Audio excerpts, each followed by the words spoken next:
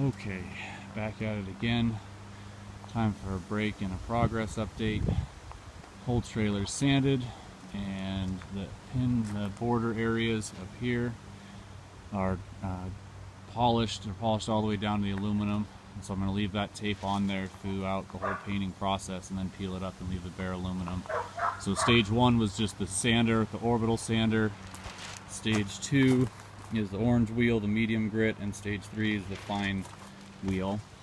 And here's an example of what that process looks like. All this is the stage 3, just the sander. That little chunk right there is the medium, and then all that's the final. And I did it bigger than I needed to, so I can just put the tape in the middle of it. 3/4 inch tape.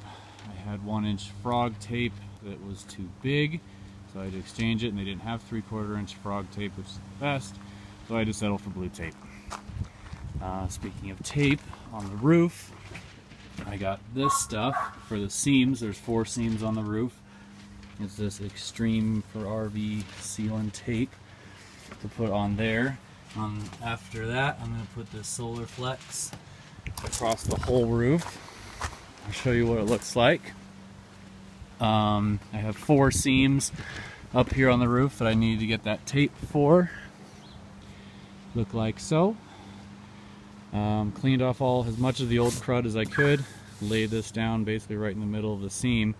Yeah, the seam is only like a little bit right there, but that's what was used before. That one wasn't covered originally, but I did it anyway because it'll leave that much less surface area that I have to worry about putting a nice paint job on. So I'm gonna paint the Flex Seal over all of this on top. It really just makes it really durable, like a thick rubber layer of anything. I don't have a lot of stuff that needs sealing up here because just these seams, but putting that whole layer of Flex Seal will really help. And yeah, so that seam up there, I don't need to paint anything higher than that, so that's just getting Flex Sealed. I started painting back here, and this is everything on the trailer is just getting primer minus the roof, and then I'll get into the colors, the white and the turquoise. And yeah, you want to go section by section and not bite off more than you can chew. And so I just did these 2. It's been really windy, so it's tough to paint with the wind. And you also don't want the wind kicking up dirt particles that get stuck to it and whatnot. So yeah, just going really light with it, doing a lot of light coats, because any run that you get, it's going to show, especially in the beginning. And even now, if you get a run, it's going to show in the end. So just really light coats that aren't going to look great on their own, but when you stack them on top of each other, they will look good. And I use that the rest of the can in that little section right there too. Painted the back bumper with the same Rust-Oleum white primer. And I'm getting on with the aluminum trim. All of this trim, these are the insides of the windows. And I'm going to do all this, call it an acid bath. The acid should be showing up tomorrow, and I'll show you how that process goes. I'm doing that on the windows as well. I believe they call these the Jeloise windows, something like that, the ones that stack. I'll give you an example. Yeah, I'm going to give all of these an acid bath because I couldn't just get in here with all these little areas with the grinder. And same, I'm basically redoing the whole windows. This is the screen that pops out, and I'm going to totally redo those. Give you a little example of, man, I don't think I can. Let's see. So how these pop out. Push them up right there, and then just pop this thing out like so. They're actually really simple, except if you're holding a phone in one hand because you can't reverse it. Okay, so then this, I'll show you. Put the window down. These to replace the screens, and yeah, the screens aren't in horrible shape, but they're really old, and you can see how they're like torn up a little bit, and so just make it look really baller to have new screens. And they're really easy. I watched a guy do it, and it's just got this little rubber crap on this corner, so you get in there with something,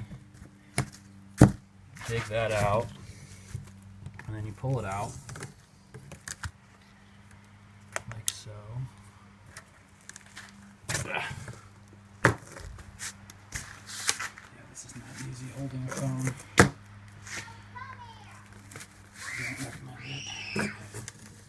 So you pull that out,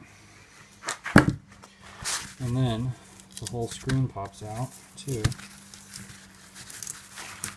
And I'll certainly give you a demonstration once I put it back in, but I'm going to polish the aluminum first because I think that acid would probably tear up these screens. And so yeah, then you can really see just how old and crappy these are.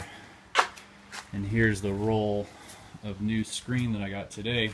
I had gray and black, and I got black because it won't really make it black, but it'll help with like window tint. Basically, it'll help kind of keep the sunlight out. I think it'll look cool. But yeah, basically the process of putting it in, you cut a piece that's a little bit bigger, a rough estimate size bigger, lay it on there, and then here's the new stuff, the new rubber crap, and then you take this wheel that's got an offset to it, and you just lay it in there and you push it in, go all the way around the edge, and as it seats in, as the rubber seats in, it pulls the netting tight. So that's that part. And also I'm making sure I marked these windows. That one I haven't yet, it's the last one. But where they came from, I just drew a little, this is upside down, I made a little marking up here because that's never going to get seen. So RD for me means rear driver's side, so I know where that window goes. I'm going to put the same mark on the screen and also on the glass. So the glass, to take it out, I'm going to crank it open a little bit. And I got to take all these pieces out, and so that just folds out. The Airstream windows are way harder. They have a little seal in there, a little rubber seal that you have to push. So yeah, just open all of these up.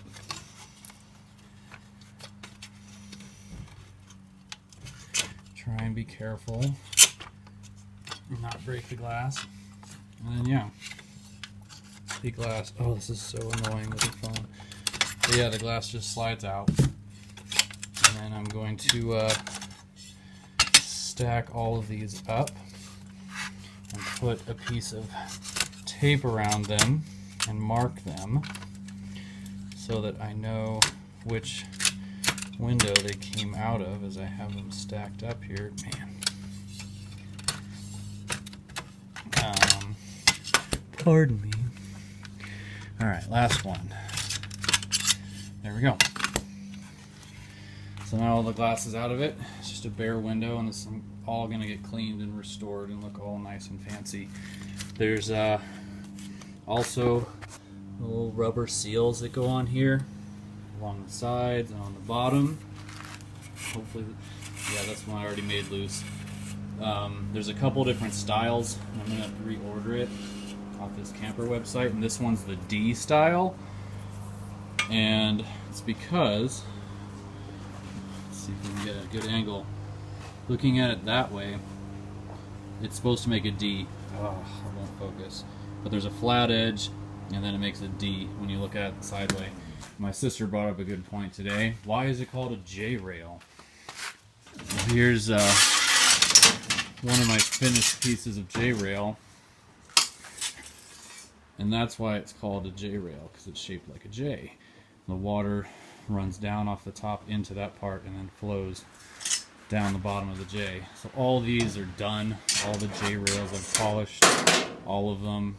I still have to strip the door and that piece, as well as this, the screen door, and I'm going to redo the screen on that one as well.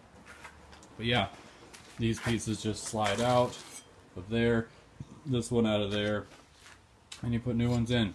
And I'll give you an update as that one goes along. Next step is acid bath. We'll catch you later.